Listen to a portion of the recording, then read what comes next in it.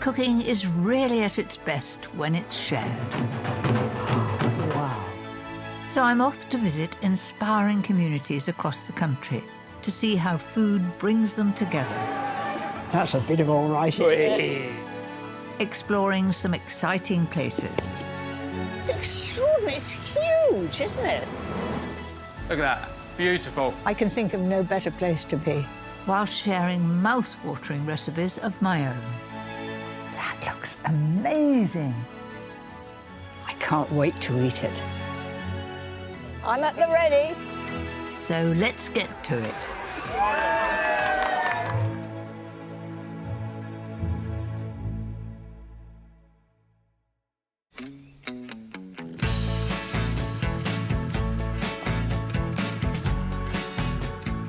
I've spent a lot of time watching cricket in clubs just like this one because my husband and boys love to play.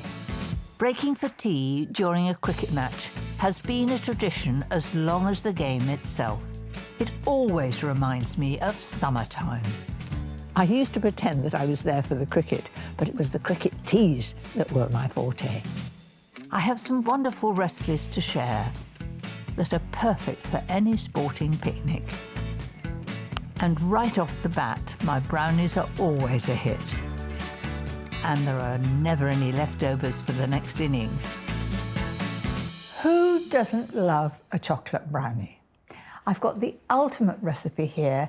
It is very, very rich, gooey in the middle. It's got a crust on top. It's very, very good. All made in one bowl, this is a no mess, no fuss treat. Just pure indulgence. Start by melting 360 grams of dark chocolate with 225 grams of butter.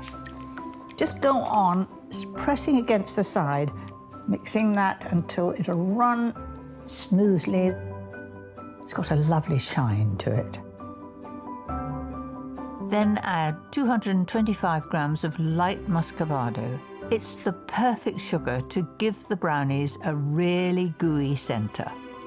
Then I'm going to add 4 beaten eggs. In it goes. I've done a lot of baking in my life, and I find it's the thing that I go and do when I've got time on my hands.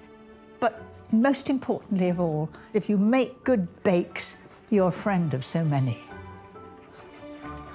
That's perfect. Absolutely smooth. Then in goes the self-raising flour, just 75 grams.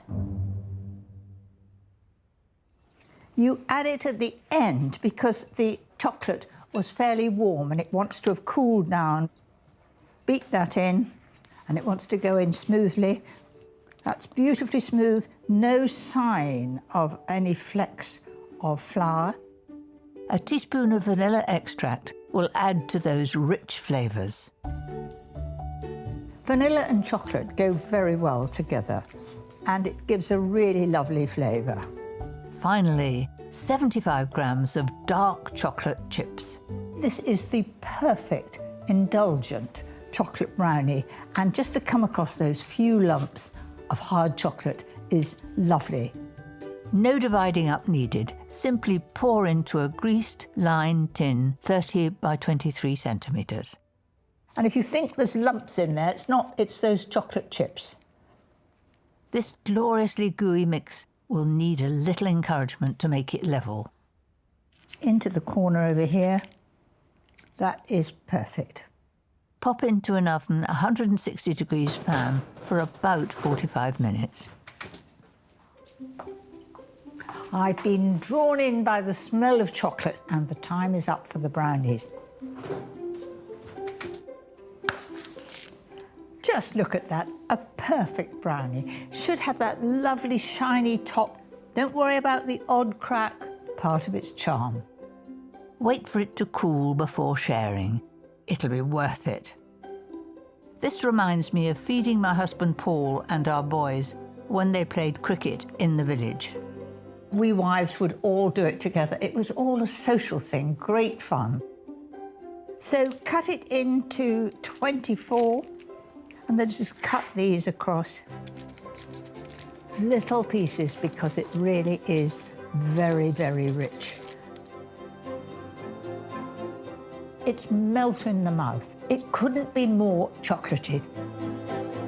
Rich, gooey and totally irresistible, this is a treat that goes a long way.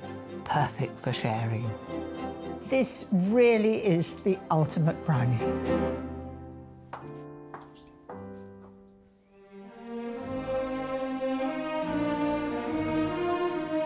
My family have always loved cricket, and I have always cheered them on, but not on a pitch as impressive as this one. I may have made a lot of cricket teas for my village club, but feeding the England team is a first. Fresh from their test match success against New Zealand, in just 2 days' time, England will face off against India, here in Birmingham. I'm so excited to meet two of our top stars, Ollie Pope and Johnny Bairstow. You really must be on a high because New Zealand was so successful and we were so proud of you. Yeah, no, it's been an amazing few weeks, and this guy's obviously been pretty special as well, leading us to the last 2 Test victories, really. But yeah, hopefully long may it continue. So you both bat and wicket keep. I know all about wicket keeping because my husband was a wicket keeper, and Hobie, my grandson, is a wicket keeper, and I've spent many, many hours on the cricket pitch, but making the teas. It's good fun wicket keeping. I mean, it's not great on the fingers, a lot of broken fingers along the way. Actually, it must be bad on the knees because you're always down there, aren't you? Bad on the knees, bad on the fingers. I think you've done all right making the teas, I reckon. I think I'm on the right side. I'm more at home with Battenberg than batting practice, but my husband and grandsons wouldn't forgive me if I didn't have a go. Have I got my hands right? Yep, that's perfect. You ready? Kind of. I'm terrified. 1, 2, 3. Ah, straight drive. It's not 6, though, is That it? has It's gone not for 6, 4. probably That is- 4. That's the straightest I 4. didn't miss anyway, did I? Absolutely not. It's gone for 4. It's a better technique than mine. Correct. And mine. I've only been trying to do it for 20 years.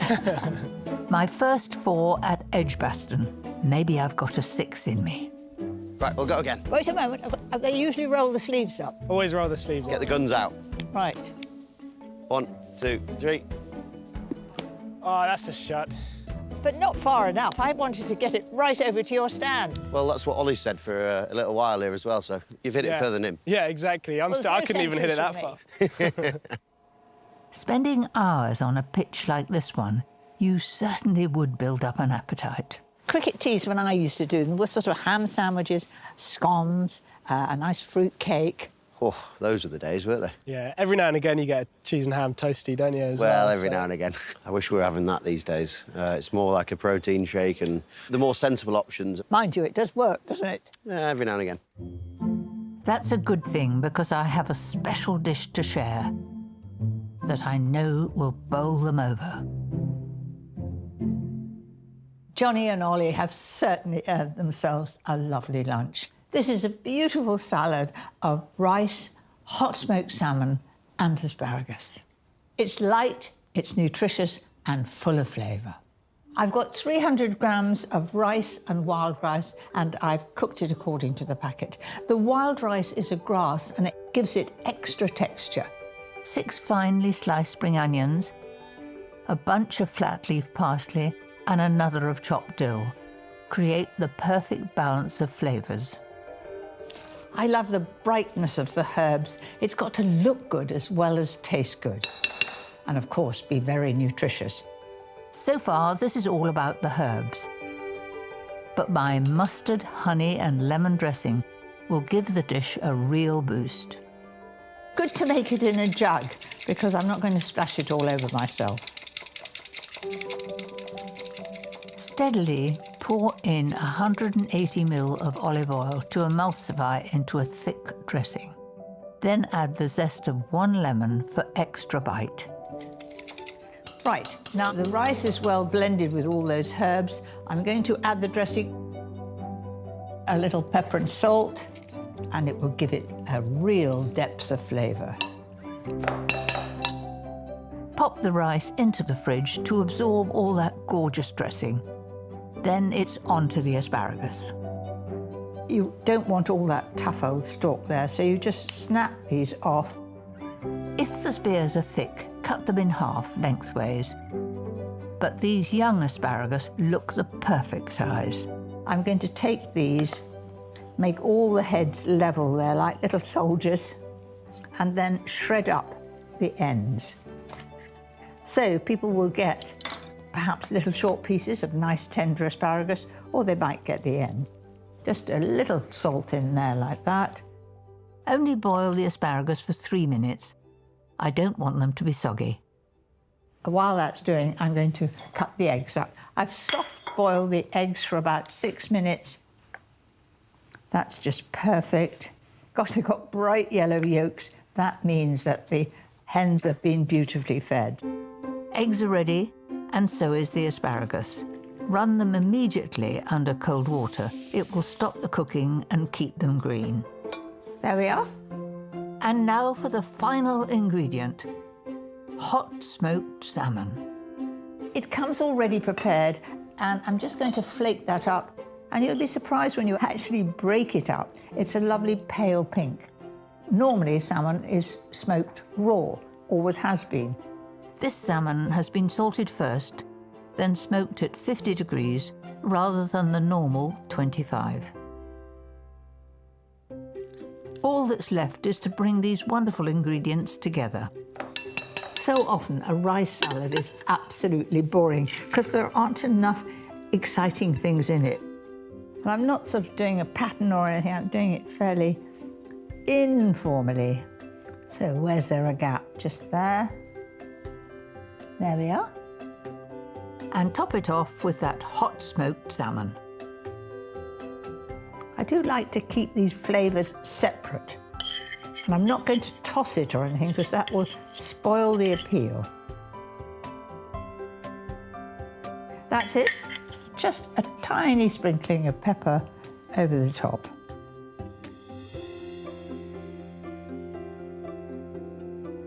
That really does look tempting, doesn't it? Just these gentle colours. Now, when it comes to the rice, that's bold flavours, beautifully seasoned. And the salmon tastes soft and beautiful. Not only is it very, very healthy and nutritious, I think that it's something that maybe Ollie and Johnny haven't had before. That should certainly set them up for a win. Fingers crossed. I hope you're going to enjoy it. Oh, I love salmon. Not the best chef, but I think I can cook salmon, so that's one of my most popular dishes back home. So you cook for yourselves? Sometimes. I keep it as basic as I can. Johnny puts on a good barbecue like he did the other night, so if he's doing that, then I'm pretty happy. You do a barbecue? Yeah, I do enjoy a good barbecue, yeah. So come on, let's be hearing what you think about this then. This is lovely. Couldn't be happier. If I tried to do this, I'd get it very, very wrong. Not if you followed my recipe. Well, it's a very good point you make. I'll have to get that off you after this. I'll send the boys my recipe, with pleasure, of course. But let's see if it's going to give them the boost they'll need on the pitch. Look at that! That's about as far as yours. No, it isn't. That was amazing. I love the sound, the willow on the ball. One of the little sounds, isn't it? Yeah. That's, That pretty was sweet. amazing. Thanks ever so much. Whether you're batting for England or just having a knockabout in the garden, my next dish is perfect for a lazy Sunday in the sun. Jumbo lentil spiced rolls, an alternative to sausage rolls. Great to eat outside, perfect to put in a lunchbox, take on a picnic, hold them in the hand and enjoy them. The key ingredient of this dish are the puy lentils, which I simmered until tender, then drained. So, to add great flavour to them, first of all, I've got some soft goat's cheese here. Sun-dried tomatoes, I've chopped them up a bit. Just a little bit of oil there, that's all better. Then it's in with freshly chopped mint and some grated mature cheddar before I spice things up with cumin. I'm going to add 2 teaspoons. Don't expect it to be strong. It's sort of mellow and warming. The moisture from the soft and creamy goat's cheese will help to bind everything together. mix, just a little pepper and salt. And that's it. All we need is half a sheet of ready rolled puff pastry. So I'm going to put half the lentil mixture in a row all the way down there. But first of all, I'm going to put some beaten egg so it sticks well. Brush on both outer edges to get a really good seal. That's it. Now for that lightly spiced lentil filling. It does look a bit like sausage mixture, doesn't it? I'm rather underdoing it at the moment. Let's see how we go on. I need a little bit more in the middle there. You always add to it, but you can't take away. That's perfect. I'm then going to pull this over the top carefully. Now, it's a warm day. It's not the easiest thing to do. Push that right over like that. Then I'm just going to press that down all along with the back of my hand, and because I don't want the filling to fall out. Then take a fork and just press along there. And that'll make sure that it holds together. That's it, all the way along. Make a second roll and brush them with a little beaten egg to give a lovely golden colour as it bakes. 25 minutes at 200 fan will do the trick.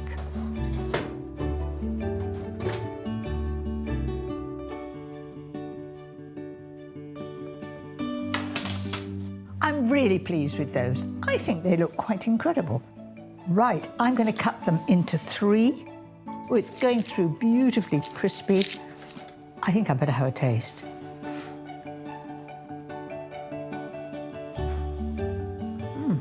My teeth went through like butter. That is really, really tasty. I never thought that anything could beat a sausage roll, but these lentil rolls really are pretty close. In the world of competitive sport, good food can give the players an edge. At Edgbaston, head chef Scott Marini is the man in charge. He keeps the players well fed, along with the thousands of fans. It's a hive of industry here. Well, as you can see, we're in full flow, getting ready for the test match. Here at Edgbaston, we have 11 kitchens. 11 kitchens. Well, how many are you catering for? Major match day, we're looking at over 2,000 covers. Oh, the mind boggled. The kitchen is abuzz with activity. I'm keen to see what's on the menu for the England team and their guest, India.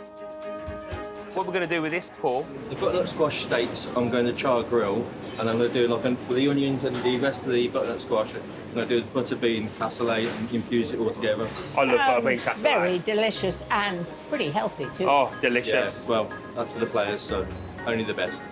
It's great to see that the teams are so well looked after. That cassoulet sounds scrumptious. Finished the days where we used to do cakes and sandwiches for afternoon tea. So, in fact, you work closely with a nutritionist to get the right food for the right team. Yes, correct. So make sure that everybody's happy and they are eating the correct foods at the correct times to get the best results when they're playing cricket. The players may want healthy options, but thankfully Scott also caters for fans who still like a treat between innings. So we're in the pastry area right now, and we've got some nice pineapple and ginger cake if you'd like to try a piece. Oh, yes, that sounds right up my street. There we go, Mary. Oh, it's sort of a little bit like a pineapple upside-down cake, but it's got the moisture of a carrot cake. I don't know if I can open my mouth like that, but I'll have a jolly good go.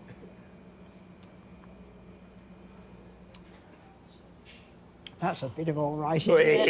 It's not too sweet. No. And I absolutely love it. Glad you enjoyed it. Really, really nice. And it's one of my favourites too. Like Scott and his chefs, I think a rich, warming cassoulet is a wonderful dish to serve after a day playing sport, or simply to satisfy hungry teenagers. Chip Chip Cassoulet. Why that name? It's got chipolatas in, and it's got chipotle, if I'm saying that correctly, which is a hot paste from chilies. Looks a bit like tomato paste, but it's, I promise you, pretty hot. Fry off 12 chipolata sausages in some sunflower oil. Immediately that they touch the pan, they'll begin to stick, so just move them like that and keep turning them. I think chipolatas are great because you get a lot of crispy outside. Keep moving them. The more colour they take on, the more flavour. Beautifully brown. Oh, I could eat one of those right now, so tempting. Now, straight away, I'm going to put 2 onions that I've sliced up in there. Then 1 pepper, which I've de-seeded. And then some garlic. Cook down for a few minutes to soften. The moisture released will help lift that caramelised sausage from the bottom of the pan. And now I'm going to add some more flavouring. First of all, the paprika. 2 teaspoons, that's to give colour, and it's not a very strong flavour. It has a smokiness. Then it's in with a teaspoon of that smoky chipotle paste and a tablespoon of tomato puree. Now, there really is a waft of smokiness coming up. It's almost as though I've been barbecuing, but here I am in the kitchen. Time for the liquids. The stock, first of all, that's 200 ml. And about 100 ml of white wine. The alcohol will cook off, but the same quantity of stock could be used instead. That's it. Then I'm going to add the baked beans. Always a favourite with children, and extra flavour from that tomatoey sauce. There you are. The beans make it a casserole. Season with a little pepper and salt, then back in with those lovely brown sausages. So I'm going to simmer that for 25 minutes with the lid on because I want the onion and the pepper to be tender. As the cassoulet simmers away, all those sweet, smoky flavours are coming together as one. Oh, the first thing that hits you is that lovely smoky aroma. Finally, add 275 grams of fresh cherry tomatoes to that delicious smoky sauce. Just push them down into the juices, and it'll only take a few moments till they've softened. A cassoulet is great for teenagers. They eat for Britain. It fills them up, it's colourful, it's inviting, and they'll love it. To help satisfy those big sporting appetites, what's better than a baked potato? There we are. That'll help fill them up. Just going to check that they're done. Perfect. That looks amazing.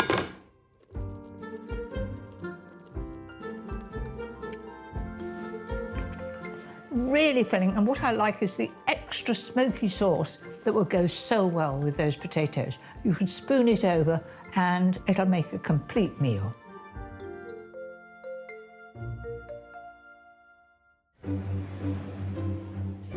Birmingham loves its cricket. Clubs, schools and local teams are busy training up the next generation, ready to score a century for their country. Good shot. Daisy, you will be gentle with me, won't you? Yeah. I've stepped into the crease at a local primary school. Good shot. Well, that was encouraging. Well, I'm going out while I'm winning. You were a very good little bowler. Do you like playing cricket? Yeah. My best batting days could be behind me, but head teacher Paul Sansom is making sure these players have a bright future. We've been playing cricket here for at least 15 years. Okay, the children love it. Still play a bit of football, but cricket seems to be really growing in popularity. You can't take your eye off the ball, can you? Here are our county cricket players. This is Hannah and this is Isa. And your brother and sister? Yeah. And what age group do you play? I play for under 11s. You should be very proud of that. And which group do you play for? Warwickshire under 11s as well. And do you enjoy it? Yeah, it's the best game ever. And what's it like having your sister as well at the same time? Sometimes it can be annoying, but it's good practice. Well, I think I'm better at cricket teas. Would you like to come and help me? Yeah. Thinking up snacks for children can sometimes be hard. But my recipe is perfect for young children and teenagers to make and share. So these kebabs are great for a cricket tea. I've got a skewer with a nice point. This is mango going right through the middle there. If you don't put it through the middle, it'll drop off. Then a strawberry. Okay. Then pineapple. Right through the middle, strawberry. I've cut some of them in half. And then pineapple. And that was simple. Have you made kebabs before? Yeah, the meat ones, not these ones. That's perfect. That's it, put them over there. Pile them up. But it's quick to make, isn't it? Yeah. Is this the sort of thing you would like to have once you've done cricket all day? Yes, nice. There's more to come, a lovely sauce to dip them in. This is yoghurt, and I'm going to add lemon curd. That's straight out of a jar. It's deliciously lemony. That's it. A little fresh mint. You have mint in a lot of cooking, and I love it. And then I'm just going to mix it enough so it's a little bit streaky, so it's not difficult at all. That's it. You couldn't have simpler ingredients. And it goes so well with the kebabs. Just have a dip in and see what you think. What do you think? It's very nice. It's got the good taste. That's good. And what do you think? You can really taste the lemon and the mint a lot. It's very nice. So I'll drizzle it on before we get the tea in. Just a little over the top like that. Delicious. Here they are. Lovely. Can you stretch over? Right. Shall I pass you one? There we are. And we want to know what you think about them. There we are. Thank you. Fresh fruit drizzled with rich lemon yoghurt. Tasty and simple. Don't just take my word for it. I think they're really delicious. I liked the strawberries and the pineapple on it. It tasted very nice. The way you combined all the fruit with the lemons made it scrumptious. Who would like to go home and make them? Me. Right. Well, I hope you do, because it's very good for us. My family and I have always loved cricket, especially because it gave us time to share some wonderful food between innings.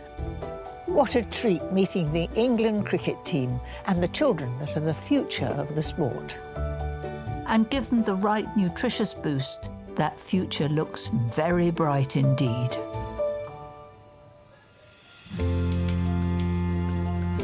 Next time, I'm going back to Britain's blustery Jurassic Coast. Saving the hat. Exploring the world of hand diving. I'll see you later. Plus an exciting new ingredient. This is really tasty. And some delicious food of my own. Yummy.